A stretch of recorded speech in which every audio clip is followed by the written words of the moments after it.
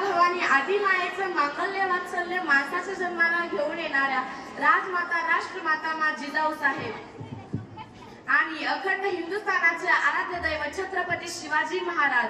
छत्रपती शिवाजी महाराजांनी या मातीला जगावं कसं हे शिकवल्यानंतर या मातीच्या कणाकणाला शेवटच्या श्वासापर्यंत लढावं कसं हे शिकवणारे छत्रपती संभाजी महाराज। या तीनही मानवी बुद्धींना मी वंदन करते आणि माझ्या भाषणाला सुरुवात करते।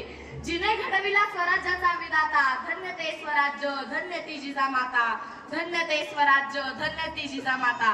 जिजाऊंचा जन्म 12 जानेवारी 1598 साली बुलढाणा जिल्ह्यातील सिंदखेड इथे झाला। त्यांच्या आईचे नाव मासाराणी आणि वडिलांचे नाव लखोजी जाधव असे होते। त्यांना लहानपणापासूनच युद्धनीतीचे आणि राजनीतीचे शिक्षण मिळाले होते। त्या अत्यंत बुद्धिमान होत्या। त्यांचा विवाह 1610 मध्ये शहाजीराजे भोसले यांच्याशी झाला। विवाहानंतर दासी त्यांची काळजी घेत होत्या, काय हवं नको ते बघत होत्या।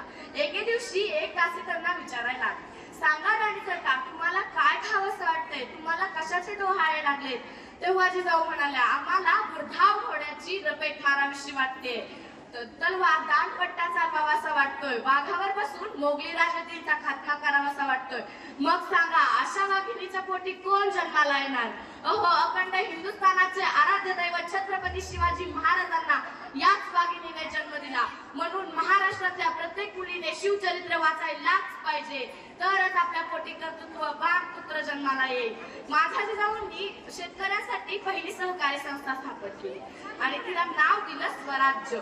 म्हणूनच म्हणते, दिल्लीच्या छाताडावर अभिमानाने डोले भगवा, दिल्लीच्या छाताडावर अभिमानाने डोले भगवा, राज्य निर्मितीने महाराष्ट्र धर्म जगवा, पेटवली मशाल सह्याद्रीच्या साथीने, तेजपुंज शिवराय पाहिले या महाराष्ट्राच्या मातीने, या महाराष्ट्राच्या मातीने, या महाराष्ट्राच्या मातीने। शेतकऱ्यांनी शेती पिकवली, पिके पण छान आली, पण रानटी जनावरांचा त्रास काही कमी होत नव्हता। मग गावागावात तोंडी पिटवण्यात आली, जो कोण रानटी जनावरांना मारून त्याचं शेपूट दाखवायला आणेल त्याला सोन्याचं कडक भेट दिलं जाईल। मग लोक रानगवा लांडगे मारून शेपूट दाखवून घेऊन कडे घेऊन जाऊ लागले। मग एका मध्यरात्री तर कळसच झाला, एका तरण्या बांडखोरानं एक लांडगा कापून खांद्यावर घेऊन आला। त्याला आऊसाहेब म्हणाला, अरे तू नुसतं शेपूट दाखवलं असतं तरी मी तुला कड दिला असतं, मग तू लांडगा कशा पायी घेऊन आला? तसं ते बरं सरदिशी बोललं, आऊसाहेब, मी कड भेटावं म्हणून आणला नाही लांडगा, तर माझ्या पाठीवर कौतुकाची थाप मिळावी म्हणून आणलाय लांडगा। त्या पोराचं नाव होतं तानाजी। तेव्हापासून तानाजी जिजाऊंचा झाला तो मरेपर्यंत। माझ्या जिजाऊंनी कधी जातीभेद केला नाही। म्हार, मांग, चांभार, कुंभार सगळ्या जातींमधले लोक सामावून ठेवले आणि त्यांना एक नाव दिलं मावळा। छत्रपती शिवाजी महाराज एकमेव असे राजे होते की त्यांच्या दरबारात कधी स्त्री नाचली नव्हती। म्हणूनच मी प्रत्येक मुलीला सांगते की तुम्ही माग फिरू नका।